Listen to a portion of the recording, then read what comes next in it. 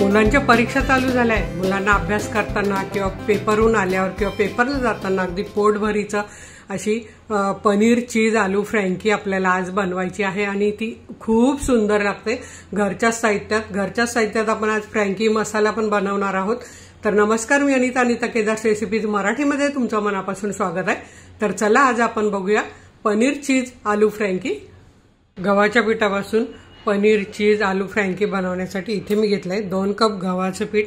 त्यात आपल्याला चवीप्रमाणे मीठ घालून घ्यायचं आहे।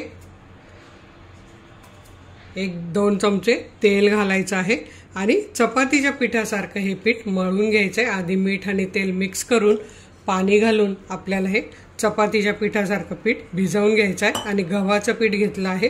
बाहेर मुलांना मैद्याची मिळते, पण तुम्ही जर घरी अशी बनवून दिली तर नक्कीच मुलं बाहेरची खाणार नाही। तर इथे तुम्ही बघू शकता आपलं छान असं मऊ असं पीठ तयार झालेलं आहे। हे आपण आता झाकून ठेवूया आणि फ्रँकीचं सारण बनवून घेऊया। त्यासाठी फ्रँकी मसाला पण घरच्या घरी कसा बनवायचा ते आपण बघूया। आणि हो, एवढ्या पिठात जवळजवळ 8 ते 9 फ्रँकी तयार होतात। आता इथे बघा, फ्रँकीचं सारण बनवण्यासाठी मी इथे उकडलेले 4 बटाटे घेतले आहेत। अर्धा कप पनीर घेतलेलं आहे आणि हे पनीर मी जी साय बनवलेली त्याच्या पाण्यापासून जे पनीर निघतात ते घेतलेलं आहे। तुम्ही पनीर विकत आणून पण घालू शकतात किसून। आणि 2 मीडियम साईजचे कांदे घेतलेले आहेत आणि मीठ घालायचं आहे। आणि आपल्याला आता फ्रँकी मसाला घरच्या घरी कसा बनवायचा ते मी तुम्हाला दाखवते। तर इथे मी घेतली बेडगी आणि काश्मीरी मिरची पावडर 1 चमचा। तुम्ही तुमच्या आवडीप्रमाणे तिखट घेऊ शकतात। इथे मी चाट मसाला घेतला आहे 1.5 चमचा चटपटीत होण्यासाठी। इथे मी बडीशेपची पावडर 1 चमचा घेतलेली आहे। पाव चमचा काळी मिरीची पावडर घेतली आहे। अर्धा चमचा जिरा पावडर, 1 चमचा धना पावडर आणि पाव चमचा हळद घेतलेली आहे। आणि आपल्याला गरम मसाला पण लागणार आहे अर्धा चमचा, तो आपण पुढे मी टाकताना तुम्हाला दाखवतेच। आता आपण मसाला बनवायला सुरुवात करूया। हा तुम्ही मसाला सगळं असं मिक्स करून घरी बनवून ठेवू शकतात। कधी तुम्हाला फ्रँकी बनवायची असेल तर तुम्ही हा बनवू शकतात। बडीशेपची पावडर पण आपल्या घरात मी तुम्हाला दाखवलीच आहे। कच्ची बडीशेप मिक्सरला बारीक करायची, जिरे धने भाजून बारीक करायचे, बाकी मिरची पावडर हळद सगळं असतं। तर हा छान असा फ्रँकी मसाला खूप छान लागतो हा। आता इथे मी कढई तापत ठेवली आणि हे बघा, माझ्याकडे घरीच बनवलेलं बटर आहे। ते आपण 4 बटाट्यासाठी असं 2 चमचे बटर घालून घेऊया। बटर कसं बनवायचं त्याचा व्हिडिओ पण आपल्या चॅनलवर आहे। इथे आलं लसूण पेस्ट बघा, 1 महिन्यापूर्वी बनवलेली बघा कशी आहे, अजून अजिबात लाल पडत नाही। घरच्या घरी कशी बनवायची ती मी तुम्हाला दाखवलेली आहे। तर हा बघा, 1 चमचा आपण आलं लसूण पेस्ट घालूया आणि ही छान मिक्स करून घेऊया। आलं लसूणचा कच्चेपणा गेलेला आहे, सुगंध सुटला आहे छानपैकी। हे बघा, अर्धा मिनिट परतून घेतलेले आहे। आता त्यात आपण 1 चिमूटभर हिंग घालून घ्यायचं आहे आणि हिंग घातल्यावर आपण हे कुस्करून बटाटे घालून घेऊया।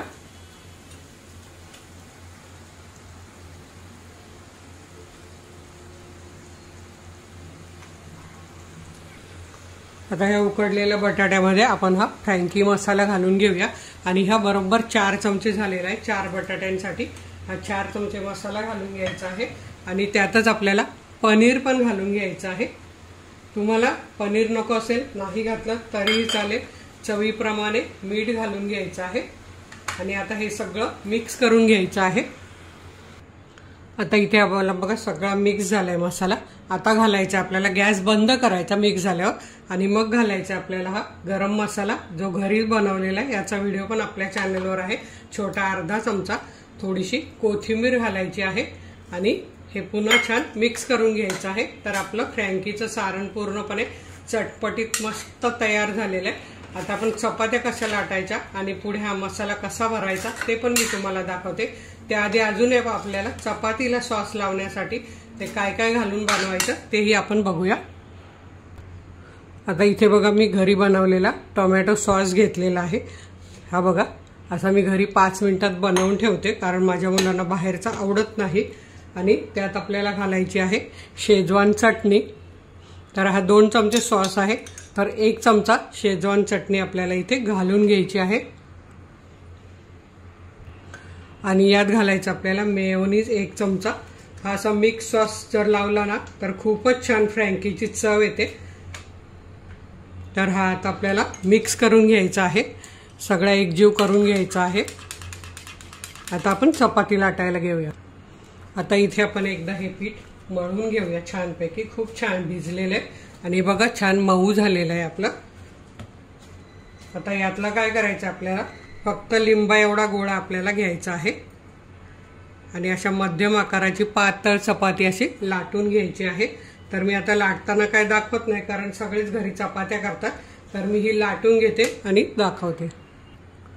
आणि आता इथे बघू शकतात किती पातळ अशी छान चपाती आपली लाटून झाली। एकदम पातळ छान लाटायची। मी अजून एक लाटून घेते आणि तुम्हाला पुढे दाखवते काय करायचे ते। आता इथे आपला तवा तापलेला आहे। ही फ्रँकीची चपाती आपल्याला भाजून घ्यायची आहे। मध्यम गॅस करायचा आणि भाजून घ्यायची आहे।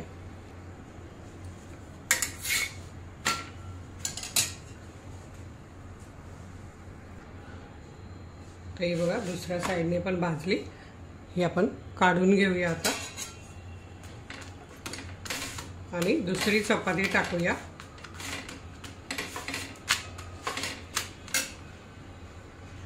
पाठची साइड असते थोडी कच्ची ठेवायची आणि वरची साइड पूर्ण भाजून घ्यायची। आणि आता आपल्याला वरच्या साइडला मसाला कसा लावायचा ते मी तुम्हाला दाखवते। आता इथे या चपातीला आपण जो सॉस बनवून घेतला तो लावून घ्यायचा आहे।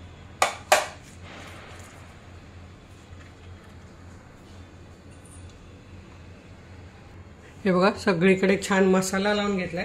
आता आपण जो कांदा कापून घेतलाय तो असा पसरवून घ्यायचा सगळीकडे, कारण हा मस्त चटपटीत आपला सॉस झालेला आहे, त्यामुळे कांदा असाच टाकला तरी खूप छान चव लागते। आणि आता आपण जो बटाट्याचा मसाला बनवून घेतलाय तो घालायचा आहे। तर तो असा उभा घालून घ्यायचा आहे असा।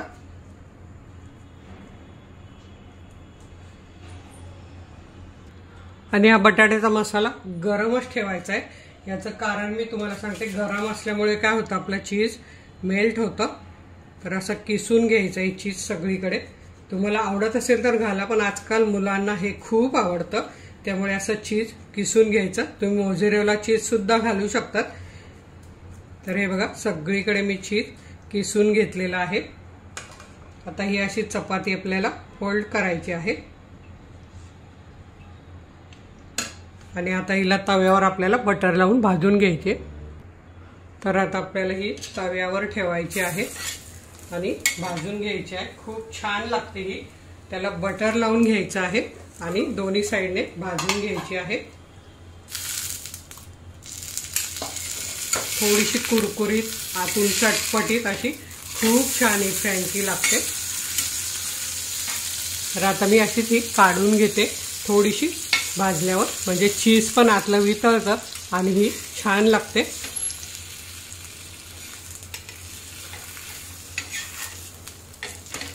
बघा कशी मस्त सोनेरी भाजली गेलेली आहे। आता ही मी काढून घेते, दुसरी भाजून घेते आणि तुम्हाला दाखवते।